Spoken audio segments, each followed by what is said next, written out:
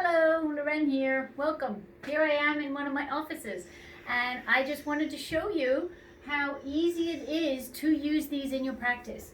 Turning on your salt bowl is as easy as turning it on in the morning. We have each of the bowls have dimmers on them. So you come in the morning, you turn them on. You turn them on high so that you get them to the temperature you want. And then once you get to them to that temperature, you can back off, so that they retain the heat as long as you need them to throughout the day.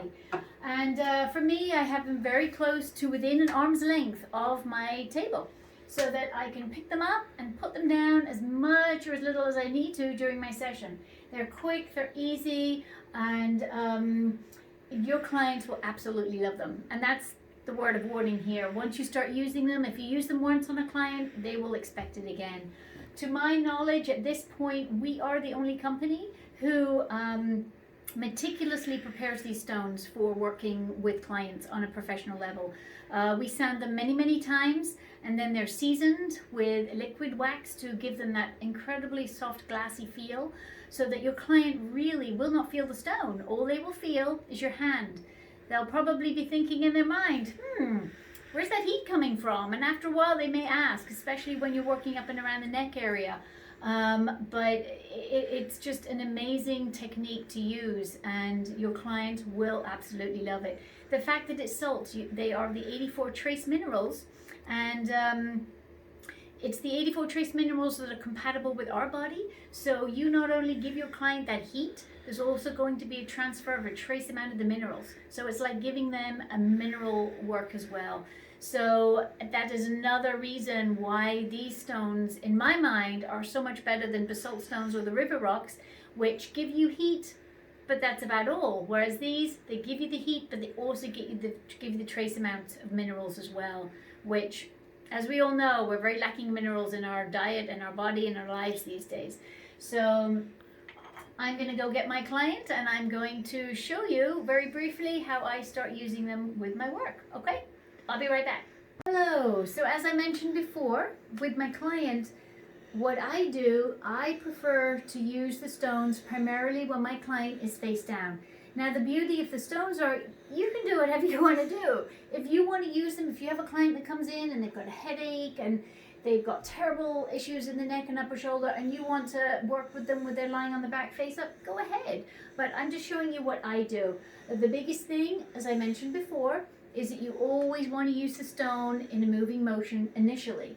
And I'll show you how that is. So we're just going to be using this area. I lean over, get my stone, and I'm moving the stone, moving the stone.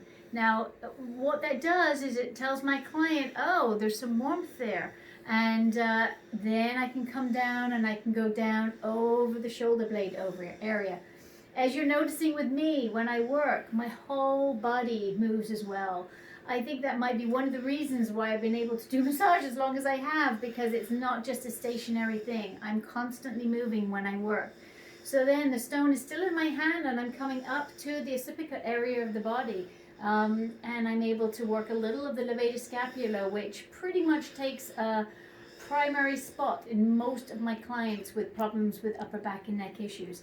I can then put the stone back, pick up another one, and again, moving motion. It doesn't have to be in the same place every time.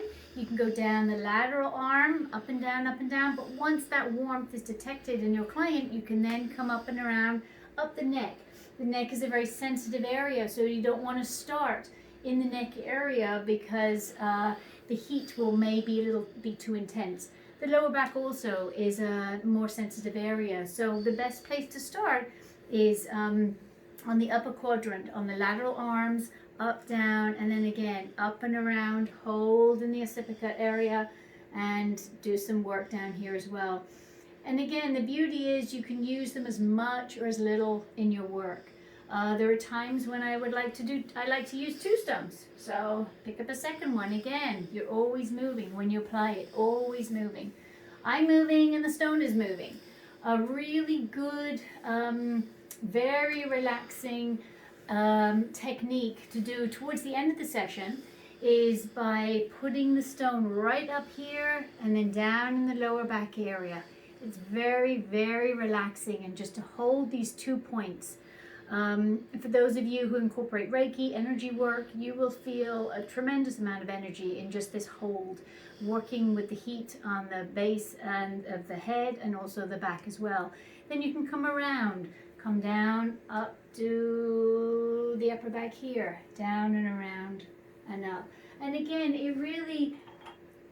you can be as creative as you want with the stones.